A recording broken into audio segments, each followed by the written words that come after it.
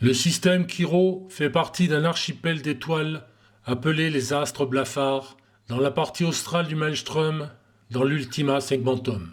Le Maelstrom est la plus grande tempête warp de la galaxie et en constitue le cœur. Sur la frange australe de cette anomalie se trouve une tempête warp bien plus petite, les rideaux d'ombre. Ce puissant puits spatio-temporel est récemment entré en activité.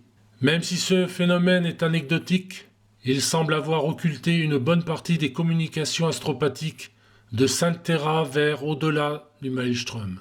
Cela représente des années-lumière de navigation privée du phare de l'Astronomicon. Quiro 4 est la planète la plus civilisée du système et constitue un important monde minier peuplé par les squats. Sa voisine, Quiro 6, est un monde pénitentiaire de l'Imperium. Quiro 4 est riche en minerais, utilisés en métallurgie et en armurerie, dont les matières premières sont destinées en grande partie pour Mars. Mais son emplacement hostile et son éloignement fait que Quiro 4 a été oublié par la plupart des hauts seigneurs de Terra. Un puissant croiseur des World Eaters vient de jaillir du Warp, tout près des rideaux d'ombre, et a malencontreusement traversé une flotte de biovaisseaux encore inconnus.